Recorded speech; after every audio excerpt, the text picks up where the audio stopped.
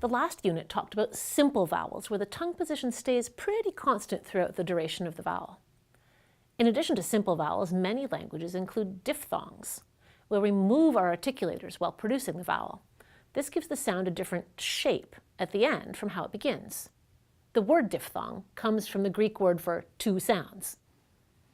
There are three major diphthongs in English that have quite a noticeable change in the quality of the vowel sound. Say these English words out loud: fly, tie, ride, smile. Now make the vowel sound I again, but hold it at the beginning, ah. The first part of the sound is the low front, ah, but then the tongue moves up quickly at the end of the sound, ending in I. So the I sound is a diphthong, and it gets transcribed with two consecutive symbols. In the words now, loud, brown, the tongue again starts low in front, ah, and then it moves high into the back of the mouth, and the lips get rounded too. The second part of this diphthong is the high, back, rounded oh. The ow diphthong is transcribed like this. The third major diphthong in English occurs in words like toy, boil, coin. It starts with the tongue at the back of the mouth and the lips rounded, aw, and then moves to the front with lips unrounded, oi. It's transcribed like this.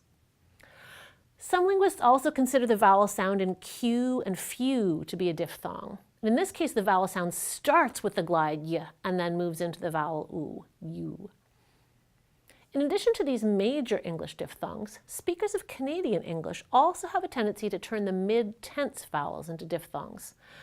For example, let's look at the pair of vowels a and e from the words gate and get. They're both mid-front unrounded vowels, but a is tense. It's made with greater tension in the muscles of the vocal tract than e.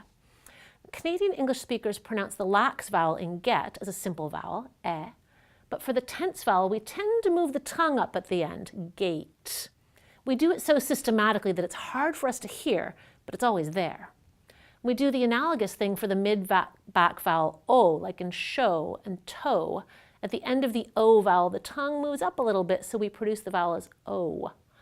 Notice that the lips are rounded for both parts of this diphthong. So to sum up, a diphthong is a vowel sound that involves movement of the tongue from one position to another. Nearly all dialects of English include the three major diphthongs, I, ow, and oi. These ones are called the major diphthongs because they involve large movements of the tongue. And in Canadian English, speakers also regularly produce diphthongs for the tense vowels a and o, but not all English dialects do this. Some linguists consider these ones to be minor diphthongs.